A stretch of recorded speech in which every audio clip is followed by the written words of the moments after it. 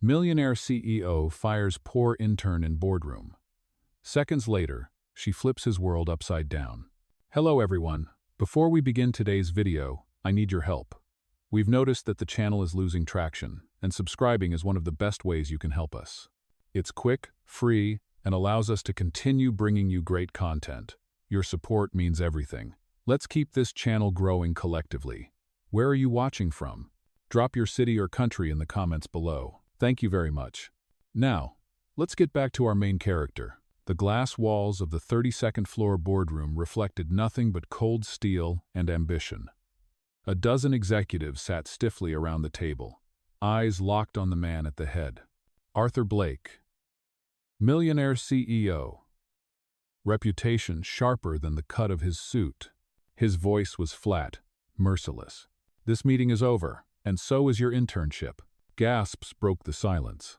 At the far end of the table, a young woman froze, clutching a stack of papers that trembled like leaves in her hands. Her name Emma Torres. Poor, clumsy, and already out of place in a room dripping with glass, leather, and authority. She had been late. She had spilled water on her notes. She had tripped on the conference rug. Strike three. Arthur didn't blink. Pack your things. Emma's throat tightened. She nodded quickly, though her sneakers squeaked on the polished floor as she tried to stand. And that squeak too sharp in the silence made a senior VP snicker. Another whispered. Didn't even last a week. Her cheeks burned. She bent to gather her scattered papers. One slipped beneath the CEO's briefcase. She reached for it, knees hitting the marble floor with an audible thud, and that was when her eyes caught something. A page on the projector screen. A contract clause circled in red, numbers that didn't add up. She blinked, looked again. Her heart pounded. Her lips moved before she could stop them. Wait, that figure is wrong. Oh. The room went still. Arthur's head lifted slowly, like a predator noticing prey had dared to speak. What did you just say? Emma swallowed. That line, section 12. The totals don't match the appendix. It voids the clause. Anyone could challenge it. Executives leaned forward. Papers rustled. One lawyer frowned. That's actually true. Arthur's gaze narrowed, eyes ice blue and unreadable. For the first time, he looked at her, not past her. The poor intern, on her knees, still clutching dog-eared papers. Emma bit her lip. She wanted to disappear. And yet something inside refused to shrink. I'm sorry, I just thought, maybe you'd want to know before you sign a deal worth millions. Silence, the kind that hums in your bones. Arthur rose slowly from his chair. Every executive straightened as if gravity itself had shifted. He walked toward her, step by step, each heel striking the marble like a gavel. Emma's hands shook. She braced herself for the final blow. Arthur stopped in front of her. His shadow fell across her small frame. He bent slightly, his voice low, measured. Repeat that, in detail. The boardroom froze, and Emma realized her fate wasn't sealed yet. The projector flickered. The numbers glared in red on the screen. Everyone's eyes bounced between Emma still kneeling and the CEO towering above her. Arthur's voice was calm, almost too calm. Explain it, now. Emma's mouth went dry. She scrambled to her feet, clutching the wrinkled page. The subtotal in section 12 says 4.3 million, but the appendix at the back calculates only 3.8. That's a $500,000 gap. If opposing counsel sees it, they'll use it to challenge the whole agreement. Whispers surged around the table. One executive scribbled notes furiously. Another muttered, "How did we miss that?" Arthur's gaze stayed locked on her. Cold, piercing. And you, an unpaid intern, noticed what a team of professionals overlooked? Emma swallowed. Her voice was small but steady. I guess so. Numbers are kind of my thing. Silence again. Arthur turned sharply toward the legal director. Is she right? The man adjusted his glasses, scanned the screen, then sighed. She's right. A ripple went through the room. Arthur faced Emma once more. His tone didn't soften. You interrupted a board meeting. You were late. You embarrassed yourself. And now you're suggesting my entire team is incompetent? Her pulse hammered. Her instinct screamed to back down, to apologize. But she clenched the paper tighter. I'm suggesting You don't deserve to lose $500,000 because of a typo. For a moment, just a fraction, his eyes flickered. Then he snapped his folder shut. Meeting adjourned. Chairs scraped. Executives rushed out, whispering under their breath. Emma stayed frozen, unsure if she'd just saved herself or sealed her doom. When the glass door finally closed, only Arthur remained. He walked back to his chair, sat, and steepled his fingers. His eyes never left her. You? Emma startled. Yes? Sit. Her knees wobbled as she took the chair across from him. The leather felt like it belonged to someone far more important. Arthur leaned back. Why are you here, Miss Torres? She blinked. I applied for the internship. Number. His voice cut sharp. Why are you here in this room? You should have been gone after your clumsy entrance this morning. But instead, you point out errors my own directors missed. Emma fumbled. I read things. A lot. Numbers stand out to me. They don't always to other people. He studied her like a puzzle. Where did you learn that? Her gaze dropped. She hesitated. I didn't finish college. Couldn't afford it. But I borrowed accounting textbooks from the library. Read them at night. And, well, I like solving problems. Arthur's jaw tightened. He wasn't used to answers like that. Do you realize, he said slowly, you just prevented a potential lawsuit? Emma's eyes widened. I did? He slid the document toward her. That error would have been caught eventually, maybe by the other side, which means leverage, which means millions. You saw it first. Her stomach twisted. I wasn't trying to show anyone up. Arthur tapped the folder. Intentions don't matter. Results do. For a few beats, silence hung between them. Then, unexpectedly, he leaned forward. You're not fired. Yet. Emma blinked. I'm not? 1 month. Trial basis. His tone was clipped, precise. If you survive, you stay. If not, you disappear like the rest. She exhaled. Relief, disbelief, fear, all at once. 1 month. Arthur's lips curved, almost imperceptibly. Trust me, Miss Torres. No one lasts longer. The next morning, Emma arrived at exactly 7:59. Not 8 o'clock. Not 8:01. The receptionist raised an eyebrow. Early. That's new. Emma smiled nervously. I like to surprise people. Whispers trailed her into the elevator. Poor thing won't last a week. 3 days. Tops. She'll cry in the bathroom by Friday. Emma's chest tightened, but she kept walking. At her new desk, stationed right outside Arthur's glass office, she organized files into colorful stacks. Green for urgent, yellow for important, blue for someday maybe. At 8:15, the CEO stepped out. He stopped cold. What are you doing? Creating a system. There's already a system. It's worked perfectly for 5 years. Emma looked up at him, eyes wide but unflinching. Well, now we have 2. A little competition is healthy. The room stilled. His glare could have frozen glass. Then, without a word, Arthur turned back into his office, shutting the door harder than necessary. Emma exhaled, whispering under her breath. Okay, day 1, don't D. She didn't see the corner of his mouth twitch, just slightly, behind the frosted glass. By 10 a.m., Emma had already answered 3 phone calls, delivered coffee to 2 directors, and accidentally jammed the copy machine. Twice. She scribbled on her notepad. Rule number 1. Don't break anything. Rule number 2. See rule number 1. Her stomach still churned from the whispers in the elevator. 3 days, tops. She was determined to last at least 4. The phone rang again. She snatched it up. Blake and Associates, this is Emma speaking. How can I brighten your morning? A pause, then a deep voice. Emma, this is Johnson. Arthur's expecting my call. Emma flipped through his calendar. Yes, Mr. Johnson, you're set for Thursday at 10. Would you like me to confirm? I need him now. It's about the New York contract. Emma hesitated. Of course. Let me transfer you right away. Oh. Her fingers fumbled over the buttons. Too many. She pressed one at random. The call clicked away. Inside his office, Arthur's phone rang once, twice, then silence. Seconds later, the CEO stormed out. His expression arctic. You transferred Johnson to sales. Emma's face drained. Oops. Oops? His voice cut like glass. Johnson is our biggest client. He doesn't take oops well. Emma scribbled furiously on her notepad. Johnson equals VIP. Sales equals number. Arthur's eyes narrowed. One more mistake like that and you're gone. She nodded quickly. Got it. No oops allowed. He turned back to his office, jaw tight. But just before he closed the door, Emma blurted. Wait! He froze. That folder on your desk, she said, pointing. The one with the blue tab. A guy in jeans dropped it off this morning, said it was urgent. Arthur frowned, returned to grab it, flipped through the pages, then stopped. His eyes sharpened. Where exactly did you sign this? Emma pointed to the bottom corner. Right there. Why? His gaze flicked from the signature to the clause above it. His breath stilled. You just validated a loophole our lawyers have been searching for 3 weeks. Emma blinked.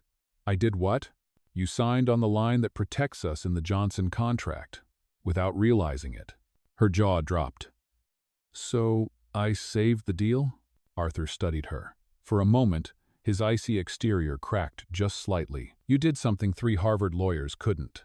Emma's cheeks burned. Wow. And I don't even have a degree. Arthur snapped the folder shut and marched back inside, leaving her stunned. The rest of the morning blurred. At noon, Arthur left for an external meeting. Emma dared to explore her new desk. In the bottom drawer, she found a thick manual, Executive Secretary Guidelines, 100 pages. She flipped through it. Rules on answering phones, organizing schedules, proper greetings, even how to pour coffee. Emma closed it with a smirk. Too late for that now. By 2 p.m., Arthur returned. He walked into his office and stopped cold. Emma was sitting in his chair, typing on his computer. His voice dropped an octave. What are you doing?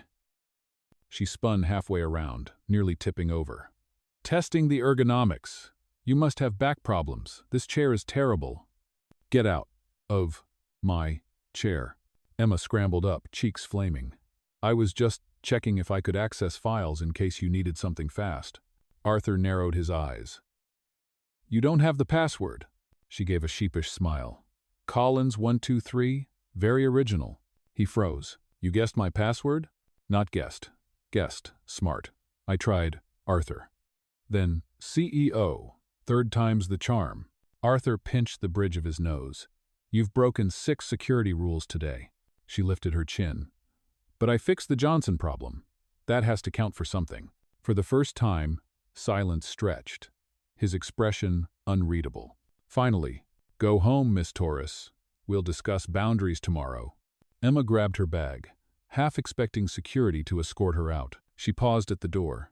Mr. Blake? He looked up. Thanks for not firing me today. His jaw tightened. The day isn't over yet. Emma grinned nervously, waved, and hurried out. Behind the glass wall, Arthur reopened the folder she had accidentally saved. His eyes lingered on her shaky signature. The solution had been sitting there all along, but it took a clumsy intern to reveal it. The next morning, Emma showed up again at 7:59. Same sneakers. Same nervous determination. The receptionist raised an eyebrow. Still here? Emma flashed a grin. Against all odds. Inside, Arthur watched from behind his glass office. He didn't say a word, but something in his eyes shifted. Curiosity. By mid-morning, Emma was juggling 3 tasks at once, answering phones, sorting files, and trying not to spill her coffee. Arthur stepped out just in time to see her balancing the cup between her elbow and a stack of folders. You look ridiculous, he muttered. She looked up, wide-eyed. It's called multitasking. Very advanced technique. The coffee wobbled, dripped onto her blouse. Arthur exhaled sharply, turned back to his office. But his lips almost twitched. At noon, he left for another external meeting. Emma, determined to prove herself, stayed behind to organize. Her color-coded stacks were spreading like a rainbow across the table. Green means urgent. Yellow means important. Blue means, please forget about it forever, she whispered to herself. An analyst passing by chuckled under his breath. Poor intern. She thinks she's staying. Emma stiffened, but didn't respond. That evening, Arthur returned later than usual. He expected the floor to be empty. But through the glass, he saw her still at her desk, yawning, rubbing her temples. She was copying numbers by hand, her handwriting small, careful, determined. For a moment, Arthur just stood there, silent. Finally, he stepped closer. "Why are you still here?" Emma jumped. "I was double-checking the expense sheets. A few figures didn't add up." Arthur frowned. "That's not your job." "Oh." She shrugged, tired but firm. "Maybe not. But I can't help it. Numbers bother me until they fit." He studied her. She didn't notice. Or maybe she pretended not to. The following day, Arthur's schedule dragged him across town. By evening, hunger gnawed at him. On impulse, he ducked into a small diner, the kind of place with cracked vinyl booths and the smell of fried onions in the air. And there behind the counter was Emma. She was carrying plates, hair tied back, apron smeared with ketchup. Arthur froze. She froze too, tray balanced in her hands. "Mr. Blake?" The other waitress giggled. "Your boss?" Emma's face burned. She hurried to the counter, lowering her voice. "What are you doing here?" He raised an eyebrow. "I could ask you the same." She looked away. "I work here at night. Helps pay the bills." Arthur's gaze lingered. Her uniform was faded, her shoes worn thin, and yet she carried herself with the same stubborn dignity. He leaned forward slightly. "You're my intern by day, and a waitress by night?" Emma crossed her arms, tray still balanced. "Do you want a burger or an interrogation?" For a beat, silence. Then unexpectedly, Arthur almost smiled. "I'll take both." The next morning, whispers spread in the office. "Did you hear? She works nights at a diner. No wonder she looks exhausted. She won't last." Emma kept her head down, cheeks burning. Arthur emerged from his office. His gaze swept the room. Everyone fell silent. For a second, Emma hoped he might defend her. But he said nothing. He just returned to his glass fortress. Her chest tightened. Of course, why would he? That afternoon, she walked into his office with a file. Tried to keep her voice steady. "These are the revised numbers. I highlighted the inconsistencies." Arthur took the file. Their eyes met briefly. For the first time, his tone wasn't sharp. "You stayed up late doing this?" She hesitated. "I stay up late anyway. Might as well make it useful." Arthur didn't respond, but as she left, his eyes followed her, longer than necessary. Later that week, the company held a networking event at a luxury rooftop bar. Emma tried to melt into the background, clutching a glass of water. The city lights stretched like diamonds behind her, but a senior associate cornered her, smirking. "So this is the famous intern? Heard you juggle spreadsheets by day and cheeseburgers by night." A few others laughed.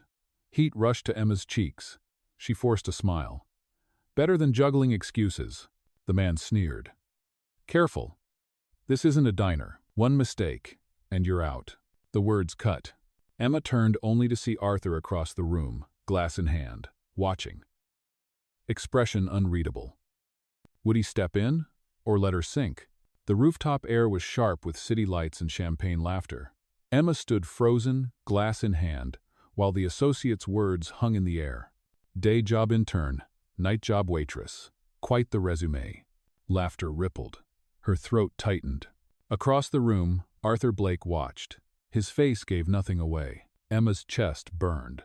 She forced herself to smile, even as her eyes stung. "At least I'm working 2 jobs instead of coasting on one ego." The laughter cut short. The associate's jaw tensed. But the damage was done. She had spoken too boldly. Arthur turned away. He didn't defend her. He didn't even flinch. That silence stung more than the mockery. By morning, Emma's determination had cracked. She sat at her desk, rearranging paper clips into little triangles. Her eyes kept darting to the clock. "Maybe they're right. Maybe I don't belong here." Arthur strode past without a glance. The weight of his silence pressed harder than words ever could. She swallowed, packed her bag. The receptionist blinked. "Leaving early?" Emma's voice was flat. "Maybe. Leaving for good." But just as she reached the elevator, Arthur's office door swung open, his voice sharp, commanding. "Torres." She froze, turned slowly. "Yes, Mr. Blake?" He held up a folder. "This.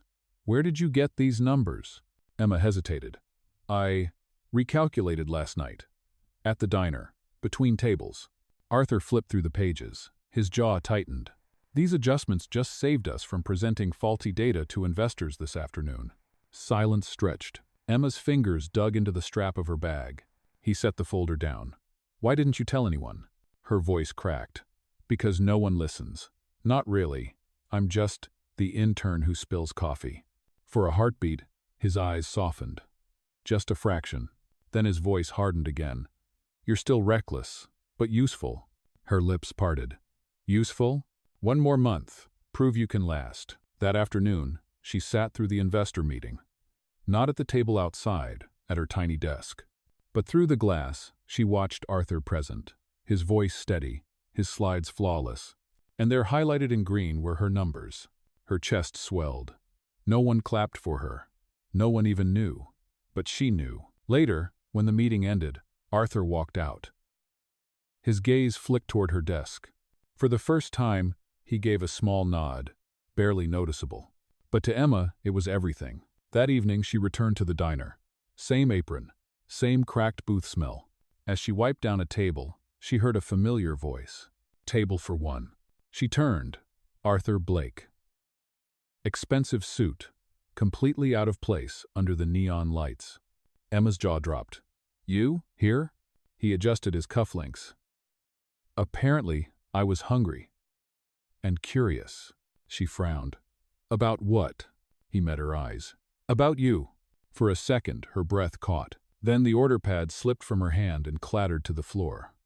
She bent to grab it, cheeks flaming. Careful, Mr. Blake. This isn't the boardroom. The coffee here stains worse. Arthur's lips curved just slightly, almost a smile. But before Emma could recover, a group of late-night customers burst in, loud and impatient. One of them slammed a menu down. Hey, waitress, hurry it up. Emma stiffened, tray shaking in her hands. Arthur's gaze shifted. His jaw tightened. For the first time, Emma wondered, would he stay silent again? Or step in? The diner buzzed with late-night noise. Plates clattered, neon lights hummed. Emma tightened her grip on the tray as the rude customer sneered. Hey, waitress, I said, hurry. What are you slow? Her cheeks flushed. She opened her mouth, then shut it. Behind her, a chair scraped. Arthur Blake rose to his feet. The entire booth went quiet. His voice was calm but carried weight. She's not slow. She's precise. That's why I trust her. Emma froze. Her heart stumbled. Did he just defend me? The customers exchanged awkward glances. One muttered, "Whatever, man," and sank back into his seat. Arthur sat again, unbothered, adjusting his cuff. Emma turned slowly, tray still trembling. You didn't have to do that. His Hase met hers. Yes, I did. For the rest of the shift, she moved like a ghost, mind racing. Arthur Blake, the man who once fired her in front of an entire boardroom, had stood up for her in a greasy diner. When the rush died down, she carried his check to the table. Burger, fries, coffee, she said, setting the slip down. That'll be $9.75. Arthur pulled out a black card. Emma blinked. We don't take that here. His brow furrowed. What do you take? She smirked. Cash. Or dignity. Your choice. For the first time, Arthur chuckled. Low, brief, but real. He pulled out a 20 and slid it across. Keep the change. Emma raised an eyebrow. Generous. He stood towering over the tiny booth. Generosity isn't a habit of mine. His eyes lingered on her. Don't make me regret it. And then he left. Emma stood rooted, $20 bill in her hand, pulse racing. The next morning at the office, whispers flew. Did you hear? The intern lasted a second week. Impossible. She won't make it to Friday. Emma sat straighter at her desk, determined. At 9 o'clock sharp, Arthur stepped out of his office. His eyes brushed over her, just briefly, but long enough for her to notice. He handed her a folder. Reschedule my 2 p.m. with Dalton, and prepare notes on this. She blinked. Me? Yes, you. Oh. When he returned hours later, the notes were on his desk organized, color-coded, sharp. Arthur flipped through them. His face betrayed nothing. But when he called Dalton, he used Emma's phrasing word for word. From her desk, she heard him. Her chest warmed. He listened. That evening, Arthur called her into his office. You double-checked the Dalton file? Emma nodded. 3 times. Numbers finally match. Arthur leaned back. No one told you to do that. Her voice was quiet. No one had to. For a long beat, his eyes lingered on her. Searching. Measuring. Then he dismissed her with a wave. That'll be all. Emma walked out, equal parts frustrated and exhilarated. He noticed. He just wouldn't admit it. That night, back at the diner, Emma collapsed into a booth during her short break. Her coworker slid beside her. So, the guy in the suit, your boyfriend? Emma nearly choked on her soda. What? No, he's my boss. And he doesn't do boyfriends. The coworker smirked. Funny, he looked at you like he does. Emma's face burned. She shook her head. You're imagining things. But deep down, a question she hated asking herself, whispered back, Am I? The following day, the company hosted a surprise client visit. Everyone scrambled. Emma was tasked with printing updated contracts. Simple. Except the printer jammed. Again, she yanked at the tray. Paper flew everywhere. Arthur appeared in the doorway, arms crossed. What exactly are you doing? She held up a crumpled page. Creative origami? For a terrifying second, silence stretched. Then Arthur's lips curved. Just slightly. But before Emma could breathe in relief, his phone rang. He answered. His expression changed instantly. Johnson again. He's furious. Arthur's gaze locked onto Emma. You're coming with me. Her eyes widened. Me? Yes, Torres. Don't make me repeat myself. Arthur's stride was long, sharp, and unrelenting. Emma had to jog just to keep up. Where are we going? She asked, breathless. To Johnson, Arthur snapped. And pray you don't make things worse. Her heart pounded. She barely had time to drop her notepad before the glass doors of the executive meeting room swung open. Inside sat Richard Johnson, silver hair, expensive cufflinks, and a storm brewing in his eyes. Arthur, he barked, this contract is a disaster.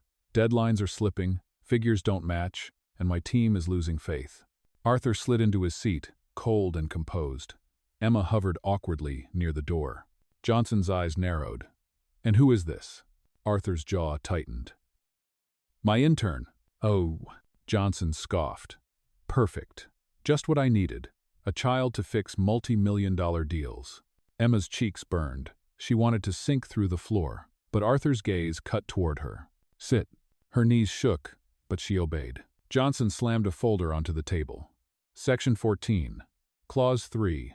Explain how your numbers don't collapse under scrutiny. Arthur leaned back. His eyes flicked toward Emma. Torres. Her stomach dropped. Me? Yes. You recalculated last night, didn't you? Emma swallowed hard. Every eye in the room pinned her down. She picked up the page, scanning quickly. The words blurred. Sweat prickled at her neck. Then something clicked. She spotted the same $500,000 gap she'd flagged before, multiplied across 3 projections. Her voice trembled at first, then steadied. The error isn't in section 14. It's in the conversion. Your team used outdated rates. Adjust it, and the totals align. The room stilled. Johnson blinked. Say that again. Emma repeated it, firmer this time, pointing at the figures. Johnson flipped pages, lips moving as he recalculated. His expression shifted from anger to confusion to reluctant acknowledgement. She's right. Arthur didn't react, except for the faintest lift of his brow. Emma exhaled.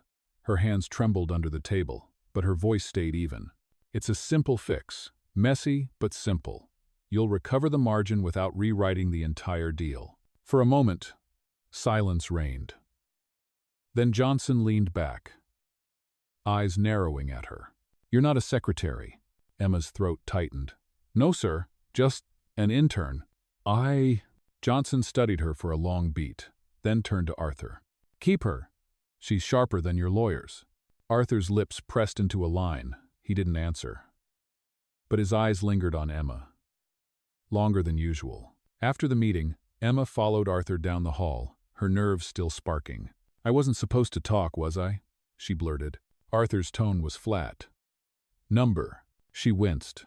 Sorry. He stopped abruptly. She nearly collided with him. His eyes caught hers. But you were right. Her breath hitched. He walked away before she could respond.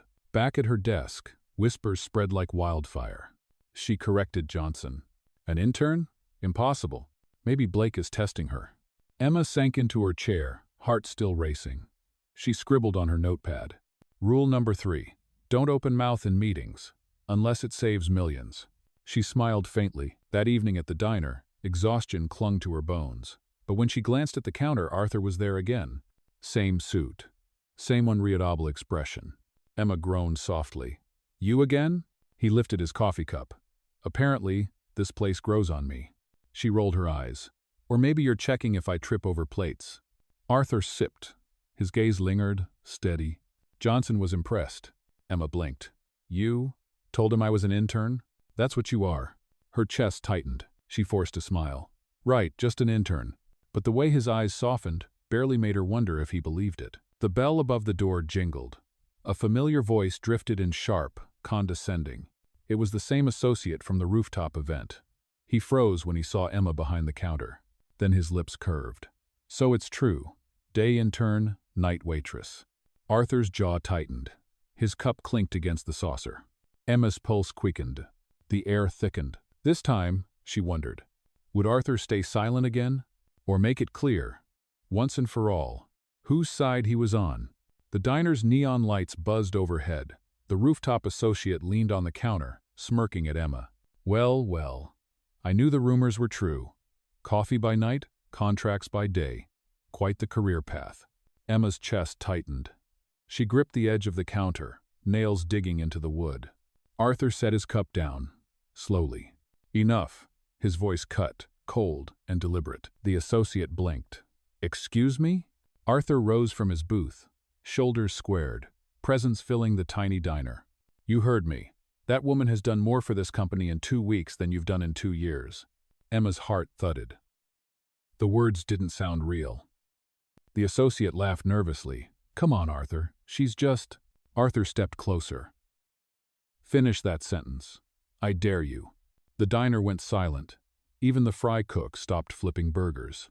Emma's breath caught. She had never seen anyone, especially him, defend her like this. The associate swallowed, backing away. Fine. Whatever.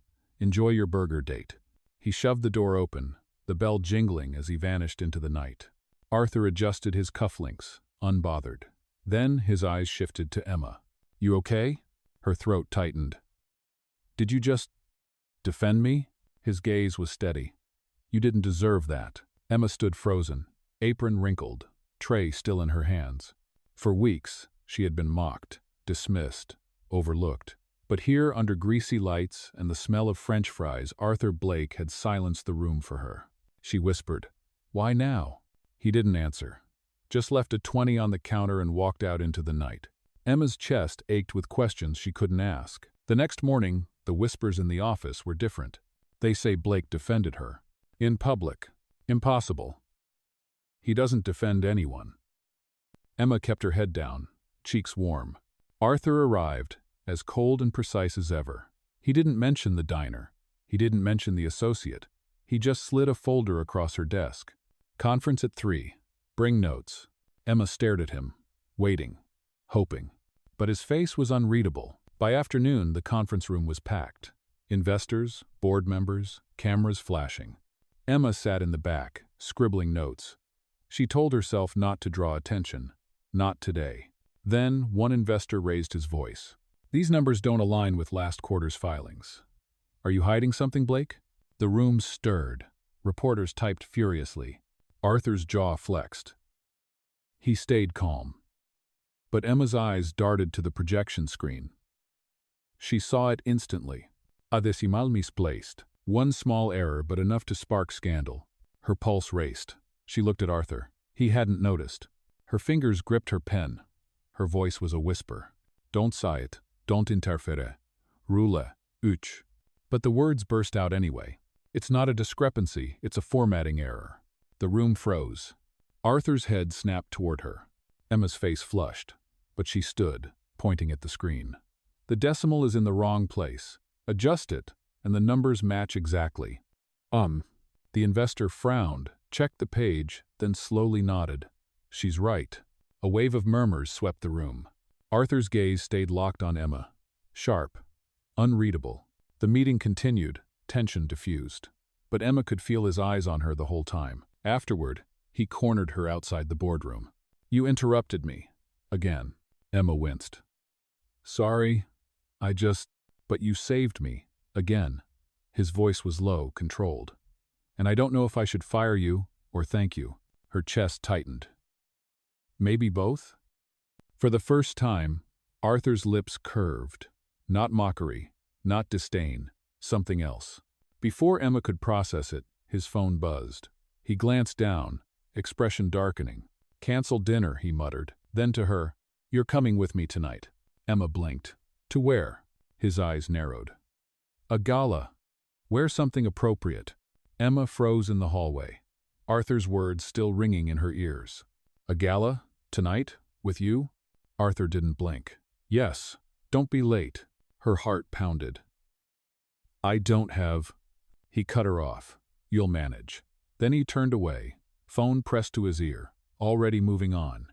Emma stood rooted, clutching her notepad. A gala. Me? That evening, panic hit full force. Her closet was a graveyard of thrift store sweaters and diner uniforms. Nothing remotely gala-worthy. She stared at the mirror, tugging at a faded dress. This screams, wrong century. Her phone buzzed. A text from an unknown number. Stylist. Courtesy of Mr. Blake. Be ready in 20 minutes. Her jaw dropped. He actually thought this through. 20 minutes later, a whirlwind arrived at her tiny apartment door. A woman with scissors strapped to her belt, arms full of fabric, voice brisk as thunder. "Emma Torres, darling, we have work to do." Before Emma could protest, she was spun into a chair. Makeup brushes danced across her skin. A dress slipped over her shoulders, deep navy, elegant, simple but sharp. When she finally looked in the mirror, she barely recognized herself. Not a clumsy intern, not a diner waitress, but someone who might actually belong in a millionaire's world. Her chest tightened. "This isn't me." The stylist smiled knowingly. "Maybe it is. You've just never seen it before." At 8 o'clock sharp, a sleek black car waited outside. Arthur stood by the door, immaculate as always. His eyes flicked over her. No expression, just silence. Then finally, "Acceptable," Emma scoffed. "Wow. Don't overdo the compliments." But inside, her stomach fluttered. The gala was a sea of diamonds and crystal chandeliers. Laughter echoed. Cameras flashed. Arthur strode through the crowd like he owned the place, because he did. Emma trailed beside him, trying not to trip over her heels. Heads turned, whispers followed. "Is that Blake's intern? Thought she was just a temp. Why would he bring her here?" Emma forced herself to smile, though every nerve screamed to hide. The first strike came quickly. Meredith, a polished executive in a red gown, approached with a sweet but poisonous smile. "Arthur? And guest?" Arthur's yaw tightened. "Emma Torres." Meredith's eyes scanned her dress. "Lovely. Thrift, I assume?" Emma's cheeks burned. She opened her mouth and surprised herself. Actually, borrowed confidence. Hard to find, but it fits. A flicker of surprise crossed Meredith's face. Arthur's lips almost curved. Almost. The night pressed on. Speeches, toasts, investors mingling. Arthur moved like a machine, precise and controlled. Emma tried to fade into the background. But then another blow. A senior partner raised his glass, eyes glinting. "Blake. Bold move. Bringing your intern. Careful. She might outshine your lawyers." Laughter rippled. Emma's chest tightened. But Arthur didn't laugh. He lifted his own glass. "Perhaps she already has." Silence. The laughter died instantly. Emma's heart stopped. Did he just compliment me? In front of them? Later, as the night wore on, Emma slipped onto the balcony, gasping for air. The city glittered below, endless and alive. She leaned on the railing, whispering to herself, "I don't belong here. Not really." Wrong. She spun.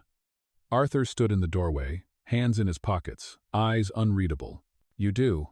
Her chest tightened. "You don't mean that." He stepped closer. "I don't say things I don't mean." For the first time, she saw at the crack in his armor, the faintest glimmer of something human beneath the steel. Her breath caught. Then, the ballroom doors burst open. A voice rang out. "Arthur Blake." All eyes turned. A rival CEO stormed in, holding a folder. His voice thundered through the hall. "This deal you're celebrating? It's built on a lie." Gasps rippled. Cameras flashed. Arthur's jaw clenched. Emma's pulse spiked. She looked at the folder and recognized the numbers instantly. Wrong. Twisted. A trap. Her lips parted. "Oh no." Arthur's eyes cut to her. "Torres, what do you see?" The entire gala froze. The rival CEO's voice cut through the ballroom like a blade. "This contract, your golden deal, is fraudulent." Gasps spread. Cameras flashed. Every eye turned toward Arthur Blake.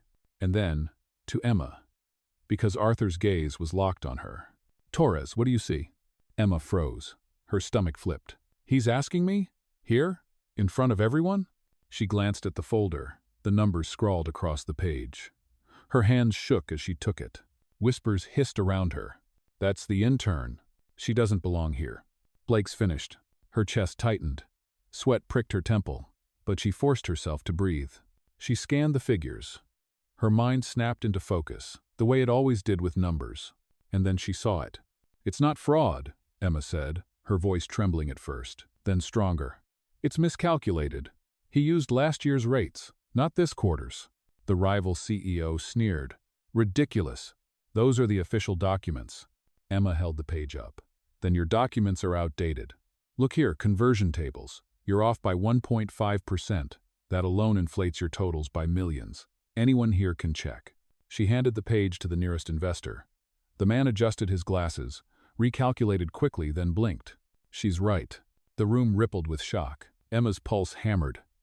But she wasn't finished. "You claimed the deal was built on a lie," she continued, steadier now. "But the only lie is the math you're using, and math doesn't lie back." For a beat, silence. Then applause, soft at first, then stronger. Arthur's expression didn't change, but his eyes burned with something she'd never seen before. Respect.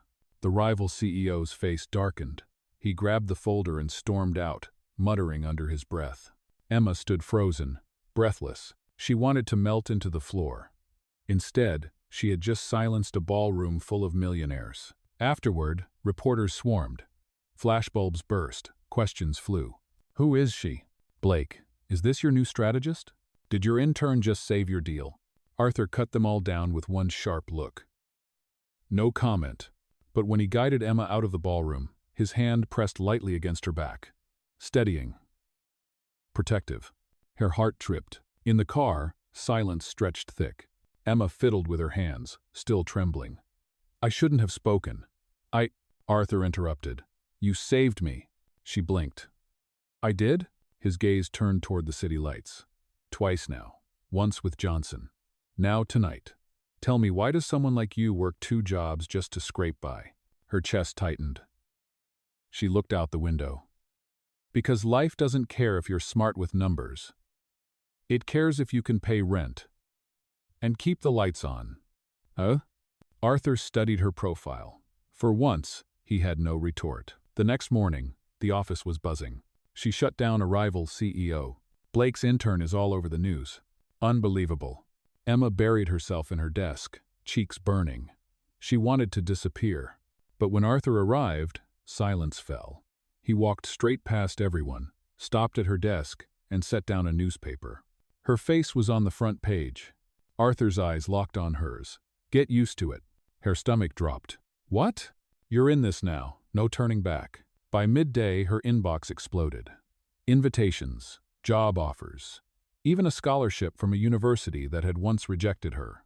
But Arthur remained silent, cold, as if nothing had changed. Emma scribbled on her notepad. "Rule number 4. Don't let the spotlight blind you. It fades." She pressed the page flat, fighting the swirl in her chest. That evening, Arthur summoned her to his office. "Close the door." Her pulse quickened. She obeyed. He leaned against the desk, arms crossed, his tone sharp. "You think you impressed them tonight?" Emma flinched. "I wasn't trying to." "You did." His eyes burned. "And that makes you a threat. To them, to me, to yourself." Her stomach twisted.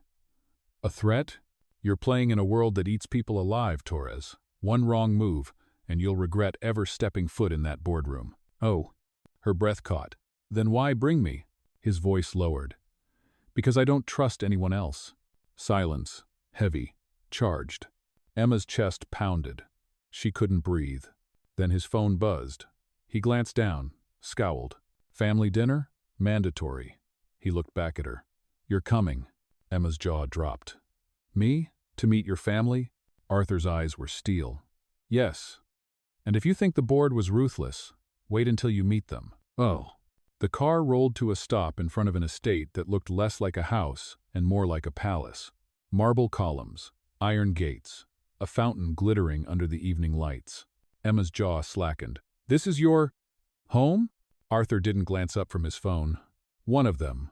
Her stomach flipped. She smoothed her thrift store coat over the borrowed navy dress. I don't belong here. The driver opened her door. Cold air rushed in. Emma stepped out, heels clicking against stone. Every step echoed like an intruder's alarm. Arthur slipped his phone into his pocket and offered his arm. She hesitated, then took it. His grip was steady, but his eyes were steel. Rule 1, he muttered. Don't let them smell fear. Emma swallowed hard. And Rule 2? His lips barely moved. Don't talk unless I signal. Her pulse thundered. This wasn't dinner, this was war. Inside, the dining hall was a cathedral of wealth. Crystal chandeliers bathed everything in golden light. A table stretched the length of the room, lined with porcelain plates and polished silver.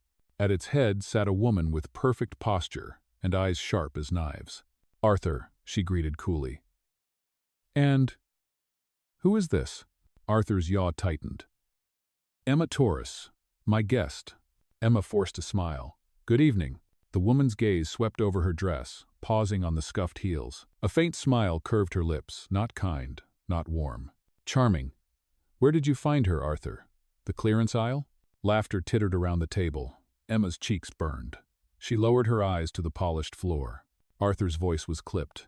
She's here because I invited her. The woman arched a brow. And since when do you bring interns to family dinners? The word stung. Intern. Said like dirt under fingernails. Emma clenched her hands in her lap, nails digging into her palms. Don't react. Don't break. Dinner began. Silverware clinked. Conversation flowed like poisoned wine. Emma sat in silence, her fork untouched. Every so often, whispers floated down the table. Is she really the intern? Blake's lost his mind. She won't last a week. Emma bit the inside of her cheek. The food on her plate blurred. Then a man across from her, a cousin, perhaps leaned forward. So Emma, tell us, what exactly do you contribute to Blake and Associates? Coffee runs? Copying papers? Laughter bubbled again. Emma's throat tightened. She glanced at Arthur. His face was unreadable. No signal. She whispered, mostly. Numbers. The cousin smirked. Numbers? Surely not better than his Harvard-trained lawyers. Her chest burned, but she stayed quiet. The mother's voice sliced through. Arthur, really? This is beneath you. Bringing a girl who works tables at night and files paperwork by day. It's embarrassing. Emma froze. Her secret. Out. Gasps whispered around the table. Eyes sharpened. Arthur's jaw tensed, but he said nothing. Emma's stomach dropped. Of course. Why would he? Her voice cracked, low.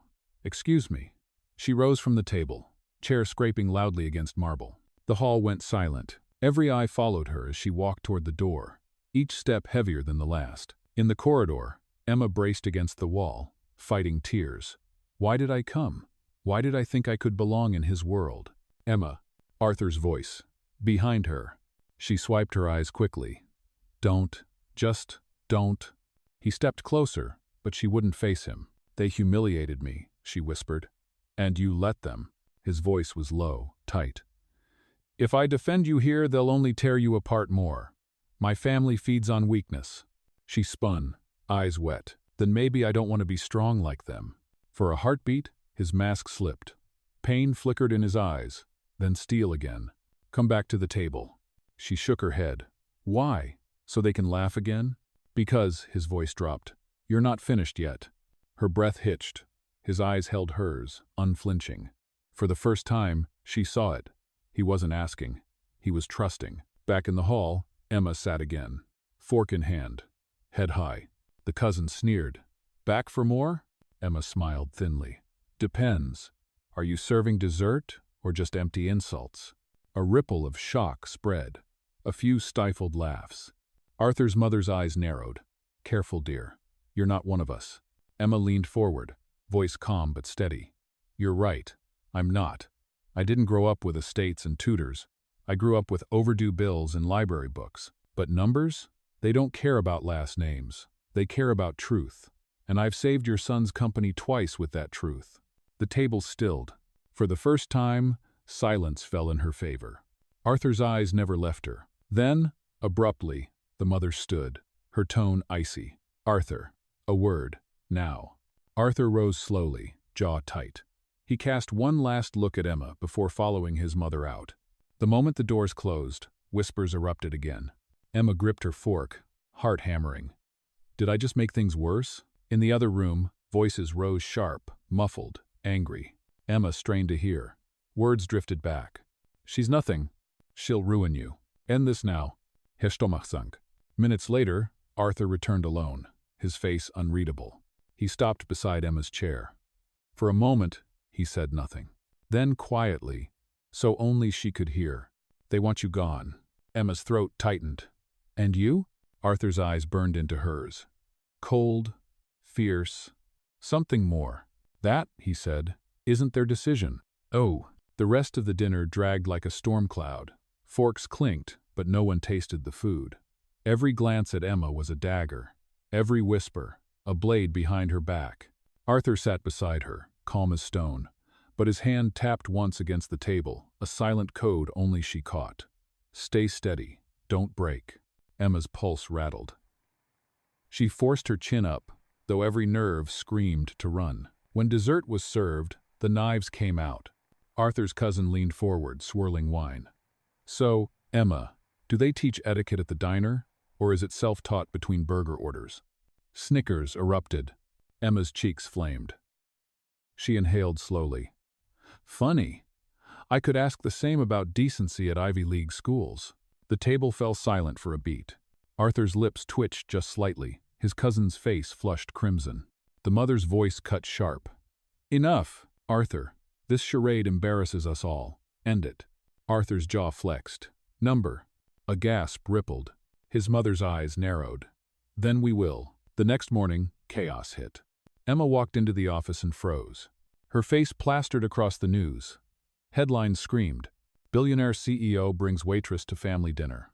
Arthur Blake's intern. Girlfriend or liability? Her chest caved. They leaked it. His family did this. Whispers buzzed as she walked past desks. Stares burned holes through her. She's just a waitress. He's lost it. This'll ruin the company. Emma reached her desk, heart hammering. She wanted to sink beneath it. Arthur stormed in minutes later, newspaper crumpled in his hand. His expression was ice. Torres, my office, now. She followed, trembling. As the door shut behind her, she blurted, It wasn't me. I know, Arthur said flatly. It was them. His fist slammed the desk. Papers jumped. My family thinks they can humiliate me through you. They underestimate us both. Emma's throat tightened. Arthur, this is my life, my jobs, my reputation. I can't survive this kind of spotlight. His eyes cut to hers. Then prove them wrong. Show them you're more than their smear campaign. Her breath hitched. How? His jaw clenched. By standing beside me, publicly. By afternoon, the firestorm spread. Reporters crowded outside the building. Social media drowned in memes of her diner uniform and gala dress side by side. Poor girl. Wrong world. She'll crash and burn. Emma hid in the restroom, clutching her phone. Tears pricked. Maybe they're right. I don't belong here. Her reflection stared back, smudged makeup, tired eyes. She whispered to herself, numbers don't lie. And I don't either. She straightened, wiped her face, and walked out. The board meeting was packed when she entered. Executives buzzing, investors frowning. At the head of the table, Arthur, tall and unreadable. One director sneered. Blake, your personal choices jeopardize this company. Bringing her into the spotlight is reckless. Arthur didn't flinch. My personal choices aren't your concern. Another shot back. They are, if they affect shareholder confidence. All eyes turned to Emma. Her chest squeezed. She wasn't supposed to speak. She should stay silent. But silence had never saved her before. She stepped forward. If you think I'm a liability, test me. Gasps echoed. Arthur's eyes narrowed, but he didn't stop her. Emma grabbed a marker, strode to the whiteboard, and scribbled numbers fast, precise. This, she said, circling the figures, is your current forecast. And this, she wrote again, adjusting decimals, is what it should be if you stop using outdated conversions. The margin you think is lost? It isn't. You're miscalculating. Again. The room went silent. Executives leaned in, recalculating on their tablets. One by one, their faces changed. She's right. It lines up perfectly. How did we miss this? Emma lowered the marker, chest heaving.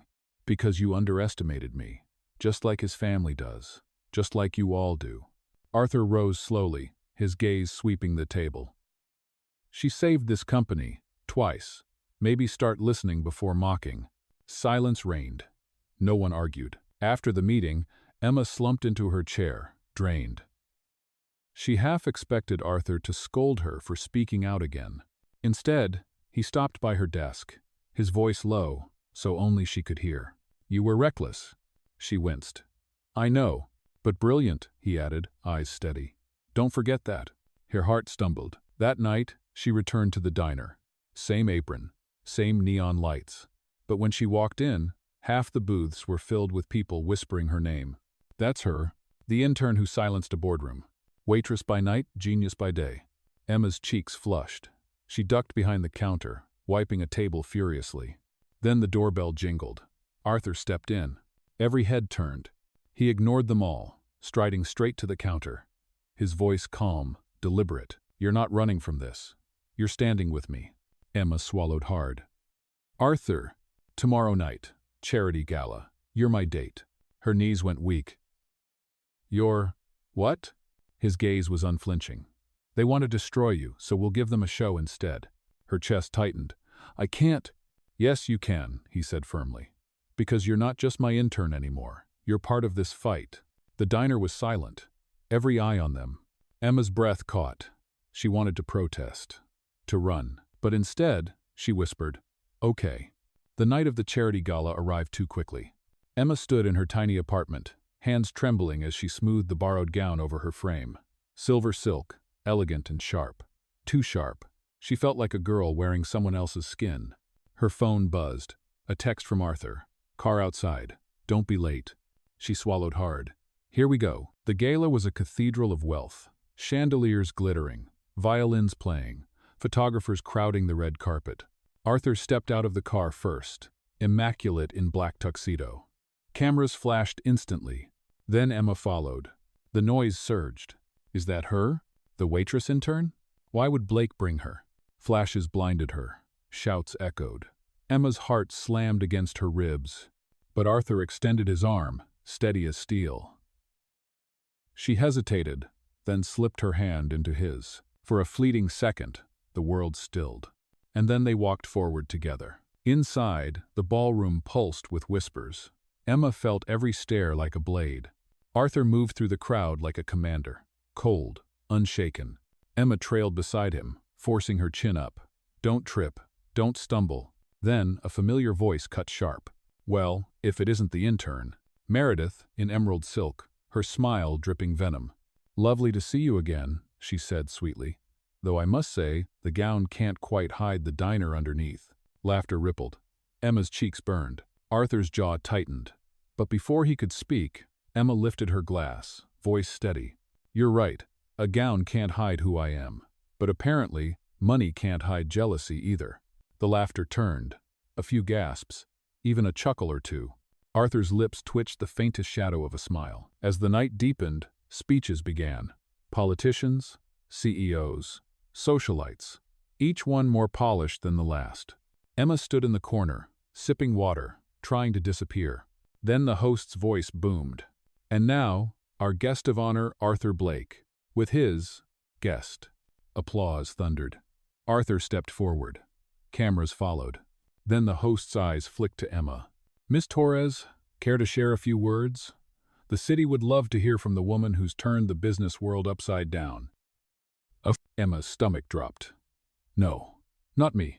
Not here." She glanced at Arthur, panic in her eyes. His face was unreadable. But his gaze steady, locked on hers, was clear. "Do it." Emma's legs shook as she stepped to the microphone. The ballroom lights seared her skin. 100 eyes, 1,000 whispers. Her throat dried, her hands trembled. "Good evening," she began, voice barely above a whisper. "I'm Emma Torres. Some of you know me as an intern, some as a waitress, and most of you probably think I don't belong here." The room hushed. She gripped the podium tighter. "You're not wrong. I don't belong here. Not in the way you think. I didn't grow up with wealth or power. I grew up with overdue bills, second-hand books, and late shifts at a diner." A murmur rippled. She drew a shaky breath. "But what I do have is this: numbers, truth, and the stubbornness not to stay silent when I see them being twisted." Her voice steadied, stronger now. "I've been laughed at, dismissed, underestimated, but math doesn't care about last names, and neither do I." The silence that followed was thick. Then applause, scattered at first, then building, stronger, louder. Emma's chest heaved, her vision blurred. Arthur watched from the side, his face unreadable, but his eyes burned with something new. Pride. But just as Emma exhaled, a voice rang out from the back. Touching, but irrelevant. The rival CEO stepped forward, smirk curling. "Because while you were giving your little speech, I acquired evidence that proves Blake's company has been cooking its books." Gasps tore through the crowd. Cameras whirred like machine guns. Emma's blood ran cold. Arthur's jaw hardened. The rival CEO lifted a folder high. "Fraud, lies, corruption, and no waitress turned math whiz can save you this time." The ballroom exploded in chaos. Reporters swarmed. Investors shouted. Flashbulbs blinded. Emma stood frozen, heart hammering. Arthur's gaze cut to her through the chaos. His lips moved silently. One word. "Look." Emma's eyes snapped to the folder. Numbers sprawled across the page in the rival's hand, and in an instant she saw it. The flaw. Her lips parted. Breath caught. She whispered, "He's wrong." But the room was roaring. No one heard her. Arthur stepped closer, shielding her from the cameras. His voice low, urgent. "Then prove it now." Emma's pulse raced. Her hands trembled. The entire city watched. This time, there was no boardroom. No family dinner, no safety net. Just her, and the truth. The ballroom roared like a storm. Cameras flashed. Voices collided. On stage, the rival CEO's smirk widened as he waved the folder. "See? Proof. Blake's empire is nothing but lies." Investors muttered. Guests whispered. Reporters scribbled furiously. Arthur stood still. Ice in a sea of fire. His gaze never left Emma. Her chest hammered. "He told me to look, so look." Emma's eyes darted to the open folder. Even from across the stage, the numbers leapt out at her. And then she saw it. Her breath caught. "Oh my God," he copied the wrong baseline. Arthur's head tilted slightly, as if he heard her whisper in the chaos. His voice low, steady, for her alone. "Show them." Emma's legs shook as she stepped forward. The rival CEO sneered. "Ah, the waitress again. Here to serve fries or excuses?" Laughter erupted. Emma swallowed the burn in her throat. She reached for the folder. "May I?" The rival CEO handed it over with a mocking bow. "By all means, entertain us." The light seared her skin. The paper trembled in her hands. 100 eyes, 1,000 doubts. But the numbers, those were hers. She steadied her voice. "This projection looks convincing, until you realize he used last year's baseline, not this quarter's." The market shifted. Costs dropped. "He's comparing apples to oranges." Murmurs rippled. She circled the figures with a pen, bold and clear. "See here, Section B. His totals are inflated because he ignored the new rate adjustments. Anyone can confirm." The rival CEO's face paled. "That's ridiculous." Emma's tone sharpened. "Number. That's math. And math doesn't care how expensive your suit is. Gasps, then laughter this time at him. Arthur's lips curved, faint but unmistakable. Emma pressed on, fire in her veins now. You accuse this company of fraud, but your evidence is built on outdated numbers. Either you're careless or you're desperate. The rival CEO stammered. She's twisting it. Am I? Emma lifted the page high. Anyone here with a calculator can check. Go ahead, I dare you. Investors scrambled for their tablets. Fingers flew. One by one, voices rose. She's right. The math doesn't hold. It's false evidence. The rival CEO's smirk collapsed. His hands trembled. Emma stepped closer, her voice cutting through the noise. You wanted to destroy Arthur Blake. You tried to use me to do it. But you forgot I've been underestimated my whole life. And I don't break that easily. The ballroom exploded. Applause thundered. Reporters surged forward. Cameras flashed like lightning. Arthur finally moved. He stepped beside Emma, tall and unshakable, his hand brushing hers for the briefest second. Enough, his voice carried. The matter is closed. The rival CEO stumbled back, red-faced. This isn't over, Blake. Arthur's gaze was lethal. You're right. It isn't. Security show him out. Guards appeared. The rival was dragged toward the doors, his protests drowned by applause. Emma stood frozen, chest heaving. The spotlight still burned her, but for once it didn't feel like fire. It felt like light. Later, away from the cameras, Emma collapsed into a velvet chair backstage. Her hands shook violently. Arthur approached, silent. His shadow fell over her. She whispered, I can't believe I just did that. His voice was calm. You saved everything. She looked up, eyes wide. Again? His lips curved faintly. Again. For a beat, silence. Her heart pounded louder than the applause still echoing through the ballroom. Then his phone buzzed. He glanced down, expression darkening. Emma frowned. What is it? Arthur slid the screen toward her. Headlines already spread across the web. Blake's waitress intern outsmarts rival CEO. Who is Emma Torres? From diner to power player. Billionaire's new weakness? Emma's stomach dropped. Weakness? Arthur's jaw tightened. They'll paint it as romance, as scandal. They'll use you to get to me. Her chest clenched. Arthur, I never asked for this. His eyes locked on hers. Number, but now you have it. And once they smell blood, they don't stop. The gala ended in chaos. Paparazzi swarmed the exits. Flashbulbs blinded. Questions pierced the night. Emma, are you dating Arthur Blake? Are you his secret weapon or his mistress? Did he plant you to trick investors? Emma froze, heart slamming. Cameras pressed closer. Arthur's hand gripped hers. Firm, steady. He guided her through the storm, shielding her from the frenzy, into the car. Doors slammed shut. Silence fell. Emma's breath trembled. This is insane. Oh, Arthur's voice was low, edged. It's only beginning. She turned to him. Then why bring me? Why risk this? For the first time, his eyes softened. Just a fraction. Because, he said, you're the only one I trust. Her breath caught. The words pressed into her chest like fire. The car sped through the night, reporters still shouting behind them. Emma leaned back, dizzy.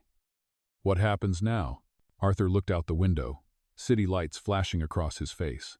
Now, he said, voice clipped, they'll come for you harder. The media, the rivals, even my family. They'll try to crush you. Her pulse raced. And if they do? He finally turned, eyes burning. Then I'll crush them first. Silence. Heavy. Charged. Emma's heart slammed. She wanted to believe him. She wanted to run. She wanted... The car braked suddenly. A figure blocked the gate outside Arthur's penthouse. Reporters scattered. Emma's eyes widened. Who? Arthur's jaw clenched. My family. The car rolled to a stop. Outside the penthouse gates, the Blake family stood like statues. Cold.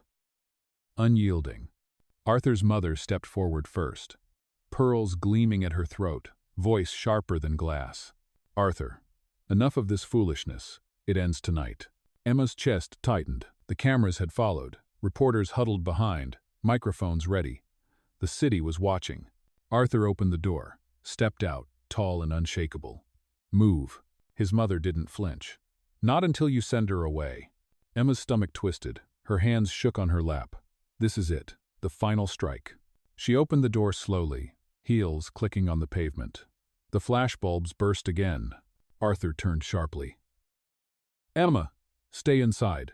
But she shook her head. "Number not this time." The air was icy. Every stare drilled into her. The family closed in. Voices dripping with venom. "She's destroying you. She's humiliating our name. She'll cost us everything." Emma's throat tightened. She wanted to shrink, to disappear. But then she saw Arthur, standing alone against his own blood. And something in her broke. She stepped forward, voice trembling but loud enough to cut through the night. "You think I don't know I don't belong here? That I'm poor? That I'm clumsy? That I work nights at a diner just to pay rent? You've said it all. And you're right. I don't belong here." Gasps. Murmurs. Her chest rose, steadier now. But numbers don't care where you're from. Truth doesn't care what name you carry. And every time you tried to destroy Arthur, every time you twisted the story, I stopped you. Not because I'm anyone special, but because I refused to stay silent. The reporters leaned in. Flashes burst faster. Arthur's family stiffened. Their silence was louder than their insults. Emma's eyes burned. She turned toward them fully. "You call me a weakness, but you're wrong. I'm his strength. Because I stand where others run. I speak when others stay silent. And I'll never let him fall, not to you, not to rivals, not to anyone." The crowd erupted. Applause. Shouts. Reporters clamored. Arthur's eyes never left her. His mother's lips thinned. "You've embarrassed yourself enough." Arthur stepped forward, voice like thunder. "Number, she's embarrassed you." The cameras gasped as he wrapped an arm around Emma's shoulders, pulling her close. "This woman," he declared, "has saved this company more than anyone in this family ever has. She's the reason we're still standing. And if you can't accept that, then you've lost the right to stand beside me." The silence was deafening. His mother's face blanched, fury flashing in her eyes. But she said nothing. One by one, the family turned, retreating into their cars, swallowed by the night. The reporters swarmed, firing questions like bullets. But Arthur held Emma tighter, shielding her. And for the first time, he smiled.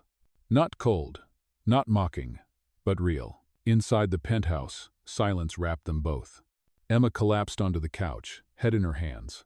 "I can't believe I said all that." Arthur poured 2 glasses of water, set one in front of her. "Believe it, you silenced them."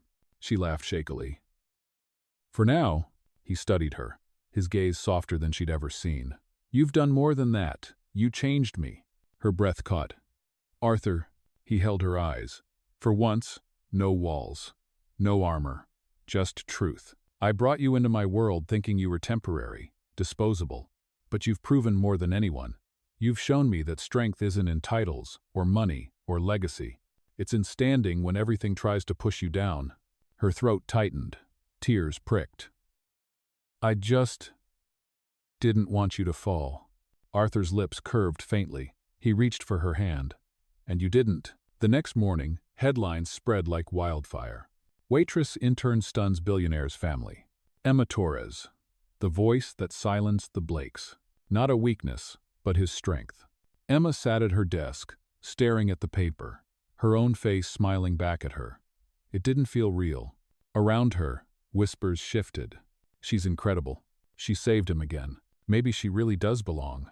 Arthur passed by, his usual stoic stride. But as he glanced at her, his eyes softened, just for a moment. Enough. She smiled to herself. That evening, back at the diner, Emma tied her apron one last time. Her coworker nudged her. "You're a headline now." "What are you still doing here?" Emma laughed softly. "Because no matter what the world says, this place kept me standing." The bell jingled. She turned. Arthur stood at the counter, suit immaculate, expression unreadable. But when their eyes met, his voice carried warmth. "Ready to go?" Emma untied her apron, folded it neatly, and smiled. "Yeah, I am." They walked out together, city lights blazing around them. Not billionaire and intern, not CEO and waitress, but 2 people who had faced the storm and found strength in each other. The world would keep whispering, rivals would keep plotting, family would keep resisting, but none of it mattered, because the truth was already out. She was no longer the poor intern who didn't belong. She was the woman who changed everything.